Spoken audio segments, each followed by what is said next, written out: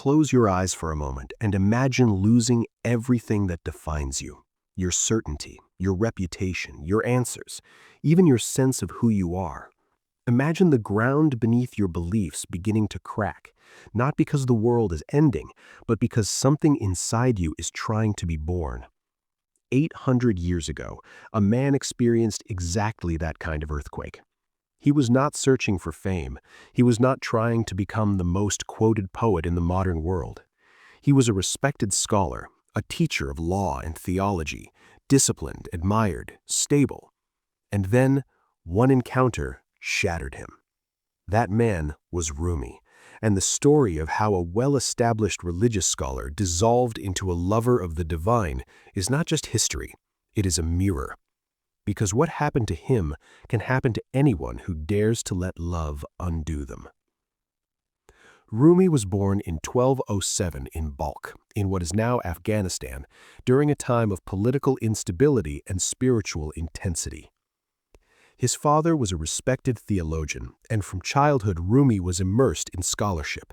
He memorized sacred texts. He studied jurisprudence. He learned the structure of religion the way architects learn the structure of buildings. By the time he reached adulthood, he was already a recognized authority, eventually settling in Konya in present-day Turkey, where he taught students who gathered around him with reverence. From the outside, his life was complete. He had status, knowledge, community. If you had met him then, you would have seen composure, a man rooted in tradition, careful with words, confident in doctrine. But there is a difference between knowing about fire and being set on fire. Everything changed in 1244 when a wandering mystic named Shams of Tabriz entered his life. The meeting has been described in many ways. Some say Shams asked him a single question that pierced through his intellectual pride. Others say it was a silent recognition between two souls who had known each other beyond time. What matters is this. Shams did not come to teach Rumi information. He came to awaken him. Their connection was immediate, intense, unsettling. Rumi withdrew from his students. He spent long hours in conversation with Shams, absorbed in a depth of spiritual intimacy that those around him could not understand. The respected scholar began to disappear, replaced by a man intoxicated with divine love. The community reacted with jealousy and confusion. Whispers grew. How could a dignified teacher become so consumed by one companion? But what they could not see was that something sacred was unfolding. Shams was not replacing Rumi's faith. He was burning away everything that was secondhand. Through this companionship, Rumi encountered not a new doctrine, but a living experience of the divine. He moved from speaking about God to dissolving in God. And when Shams suddenly vanished, whether by exile or by darker means remains uncertain, the loss tore Rumi open in a way no academic training could prepare him for. Grief became his initiation. He searched desperately for his friend, traveling, asking, hoping, but gradually he realized that the presence he loved had not disappeared, it had moved inward. The longing he felt was not a punishment, it was a doorway. Out of that longing poured thousands of verses, not calculated poetry, but cries of the heart. His words began to circle around themes of absence and union, silence and music, annihilation and rebirth. He wrote of wounds as openings, of longing as a form of prayer, of love as the force that dismantles the false self. This was not decorative spirituality, it was transformation through loss. What makes Rumi different from many spiritual teachers is that he does not offer escape from pain. He walks directly into it. He insists that the breaking is the way. The wound is the place where the light enters you, he wrote, not as metaphor alone, but as testimony. He had lived it. The scholar who once relied on structured arguments now whirled in ecstatic dance, listening to reed flutes, allowing music to express what language could not. The Mevlevi order, known for the whirling dervishes, would later emerge from this current of devotion, embodying the idea that movement itself can become prayer. But beyond the historical details, beyond the cultural context, there is a question that echoes across centuries. What would happen if you allowed your carefully built identity to be undone by love? Rumi's life suggests that beneath our roles, teacher, believer, skeptic, achiever, there is something more fluid, more luminous, waiting. His poetry does not flatter the ego, it dismantles it. He speaks of dying before you die, of becoming nothing so that you can become everything. And while those phrases may sound abstract, they point to something deeply practical: the courage to release control. As we move deeper into his story, we begin to see that Rumi was not simply writing about mystical union, he was describing a process: the slow melting of separation, the realization that what we seek is not outside us, but obscured by our own resistance. And to understand how that realization unfolded, we have to look closer at the inner landscape he navigated after Shams disappeared, when the fire of longing no longer had a physical form to cling to and had to transform into something even more radical. When Shams was no longer physically present, the silence he left behind was unbearable. Rumi had built his new life around a living flame, and suddenly that flame seemed extinguished. But what if it had not gone out? What if it had moved inward, demanding to be found in a deeper way? This was the turning point. Grief, for Rumi, did not remain grief. It became a furnace. And in that furnace, the man who once stood confidently before students began to dissolve into something far less definable and far more dangerous to the ego: a lover.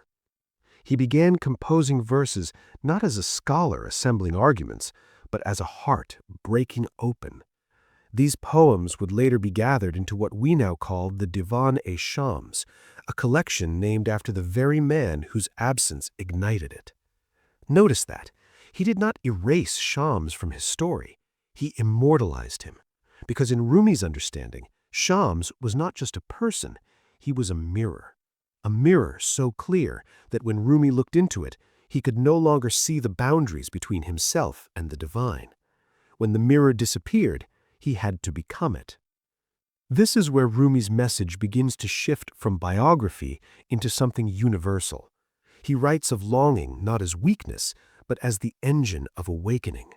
In a world that teaches us to numb pain, to distract ourselves from emptiness, Rumi insists on leaning into it. Listen to the reed, he writes in the opening lines of the Masnavi, how it tells a tale of separation. The reed flute cries because it was cut from the reed bed. Its music is the sound of exile. And Rumi is telling us, that ache you feel, the one you try to silence, is the proof that you once belonged to something vast. His poetry moves like a current between paradoxes. He speaks of annihilation, yet he radiates joy. He speaks of surrender, yet his words feel powerful. He says, lose yourself completely. Return to the root of your own soul. This is not self-hatred. It is not denial of individuality. It is the dropping of the false layers, the masks, the borrowed identities, the need to appear certain. For Rumi, the ego is not evil. It is simply too small, and love is the force that stretches it until it breaks open. After Shams, Rumi also formed deep spiritual bonds with other companions, including Salahuddin Zarkub and later Hussam al-Chalabi, who would encourage him to dictate what became the Masnavi, often described as one of the greatest mystical epics ever written. But even as these friendships sustained him, the axis of his transformation had already shifted. He no longer depended on a single human presence to access the divine. The beloved had become everywhere. In the marketplace, in the sound of footsteps, in the turning of seasons, in his own breath. This is why Rumi's work feels so alive even now. He does not present God as distant, watching from beyond the sky. He speaks of a presence closer than thought, nearer than the pulse in your neck.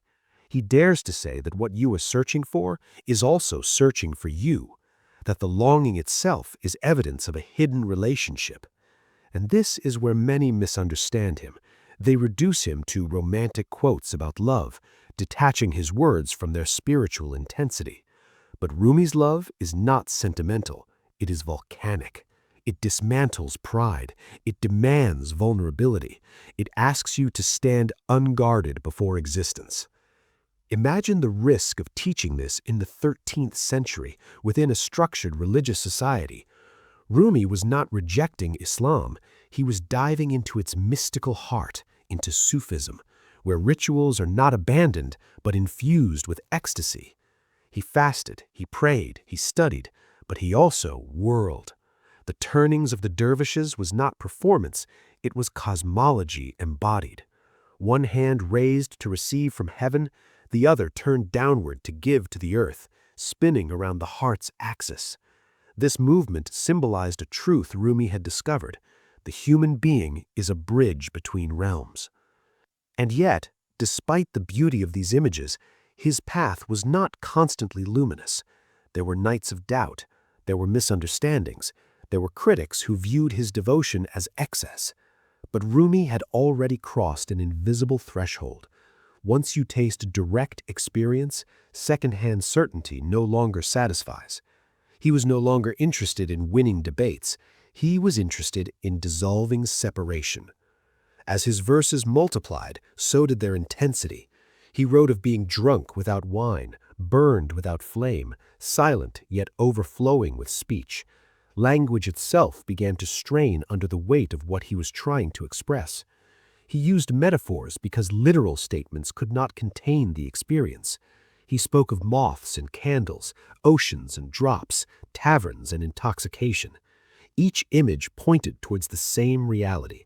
The self you defend so fiercely is not your final form. And this is where his message becomes personal, because Rumi is not asking you to admire him. He is inviting you into the same fire.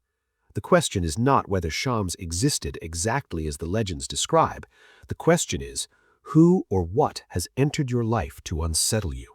What loss has cracked your identity? What longing refuses to disappear no matter how busy you become? Rumi would say that these are not interruptions, they are invitations. As we continue, we begin to see that his poetry was not simply a reaction to one profound friendship, but the unfolding of a spiritual architecture, a map of transformation that moves from separation to union, from grief to ecstasy, from self-consciousness to surrender. What Rumi ultimately discovered was not a new belief system, but a new way of being human. He understood that the journey from separation to union does not happen in some distant monastery or hidden cave. It unfolds in the ordinary moments we usually overlook. The marketplace, the kitchen, the classroom, the street. These were not distractions from the divine, they were expressions of it. Rumi's revolution was subtle but radical. He removed the wall between sacred and ordinary.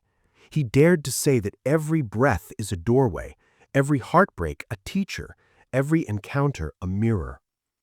In the final decades of his life in Konya, people no longer gathered around him only for legal rulings or theological clarification. They came because something in his presence felt alive. He was not performing holiness, he was embodying surrender. His words flowed through dictation, often spoken spontaneously, carried by the encouragement of Hussam al-Din, who recognized that what was pouring out of Rumi was not mere poetry, but transmission.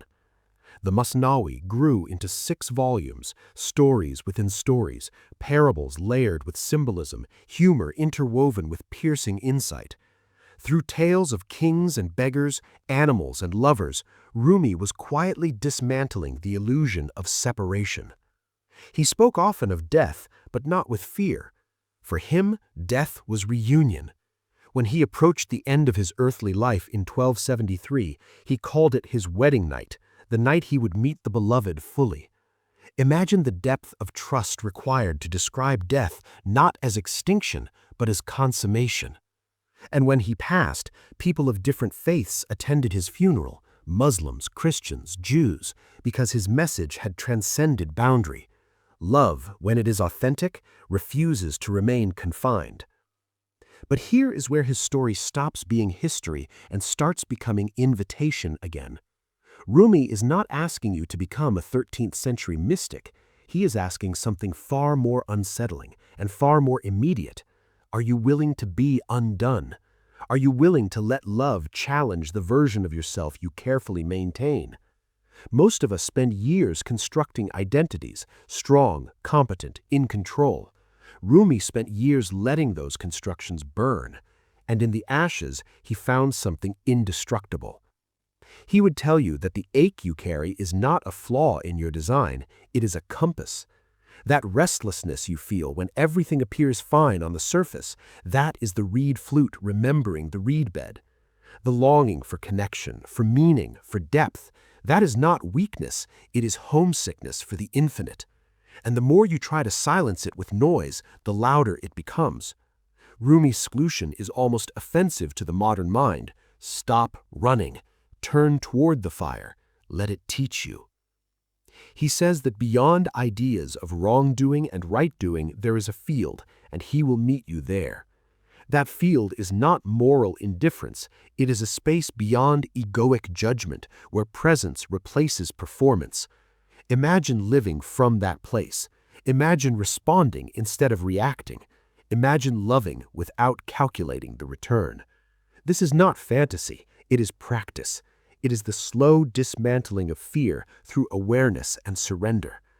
And perhaps this is why, 8 centuries later, his words still circulate through books, lectures, and whispered quotes on screens around the world, not because they are decorative, but because they expose something we recognize but rarely articulate.